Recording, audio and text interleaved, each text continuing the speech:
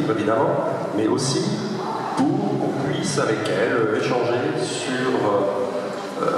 sur le travail de sociologue qu'ils ont mené avec son Marie et Michel pendant toutes ces années, mais qu'ils ont mené dans un cadre bien particulier, que vous connaissez, mais sur lequel elle va revenir, mais qui trouvent très vite des articulations, des liens, des connivences, et puis surtout une analyse sociologique et politique qui va très bien avec le roman noir. Donc je ne vous ferai pas l'affront de vous redire ce qu'est le roman noir et social. Vous avez ici d'ailleurs toute une brochette à côté d'auteurs particulièrement de qualité dans ce domaine.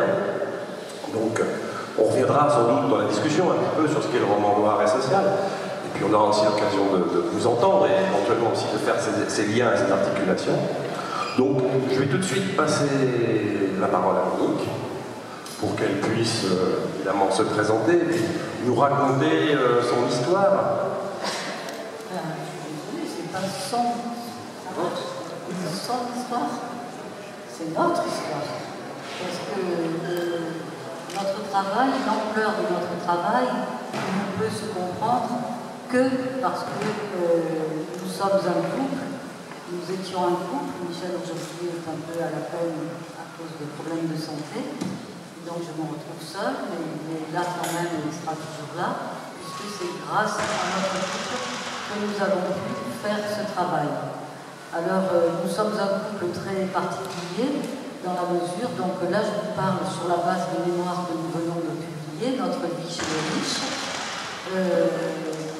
Pour la première fois, enfin pas tout à fait pour la première fois, disons qu'on a essayé d'aller plus loin que ce que nous avions fait jusqu'à présent, de nous présenter, de nous mettre en scène, de dire un peu plus qui nous sommes, pour finalement nous rapprocher du roman noir et social, ou toujours par l'intermédiaire d'un commissaire de l'écrivain lui-même, constituer des passeurs pleins d'humanité, mais à travers cette humanité, de fragilité, de difficulté. Donc on est tous les deux un couple bancal, deux boiteux mais pas de la même jambe, deux névroses de classe totalement inversées, l'une ici présente qui est plutôt issue de la bonne bourgeoisie de province aisée, un père procureur de la République à Mende en Lozère, où j'ai passé les 17 premières années de ma vie, jusqu'à ce qu'il ait été nommé avocat général à la Cour de sûreté de l'État au moment de sa création pour l'OAS en 1963 à Paris. Et là, toute la famille Charlot a déménagé à Lille. Et heureusement pour moi, puisque en 1965, j'ai rencontré dans la bibliothèque de sociologie, par le plus grand des hasards, on est d'accord, Michel Pinson, qui faisait lui-même ses études de sociologie. Et j'avais 19 ans, Michel en avait 23, et Michel, lui, est au contraire issu d'une famille vraiment très modeste des Ardennes, mais il a eu la chance de bénéficier de l'État-providence, et il a pu, grâce à un QI assez élevé, il a pu faire des études jusqu'à devenir chercheur au CNRS. Donc, deux névroses inversées qui vont plus loin, dans la mesure où Michel, malgré la pauvreté des moyens de ses parents, des moyens financiers, la petitesse du logement dans lequel vivait sans confort toute la famille, Michel avait une capacité à s'évader avec la tête, avec des réflexions, avec des livres, et il était extrêmement cultivé. Il avait une richesse culturelle que je n'avais pas, parce que moi, au contraire, même issue d'une famille bourgeoise, j'étais totalement inculte.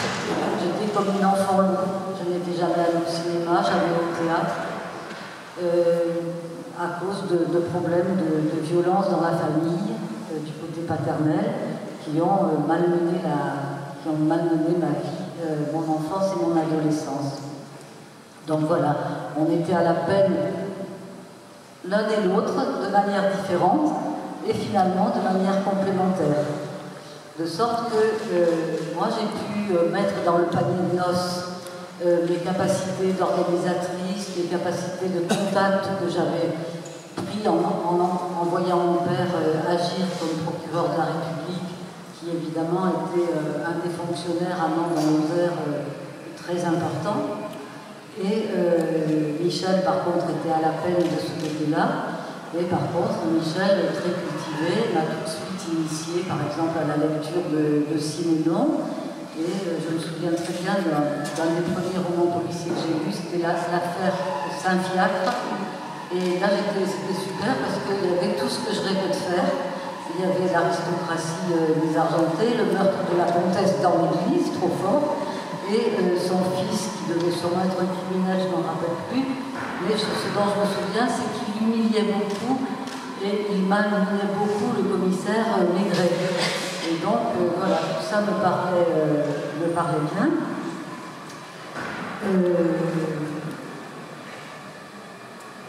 Et donc, si vous voulez, au fond, on peut dire que notre couple a fonctionné et fonctionnera jusqu'au bout comme ça, avec trois sortes d'engagements entremêlés, imbriqués. L'engagement amoureux, l'engagement sociologique et l'engagement politique. Et ces trois sortes d'engagements nous ont portés de manière différente à travers les différentes étapes de notre vie. Et j'en profite pour vous signaler qu'il y a un film qui va sortir le 9 mars en salle de cinéma, qui s'appelle « À demain mon amour », qui nous est entièrement consacré, dont nous sommes évidemment les acteurs principaux, et où, justement, on a voulu dévoiler notre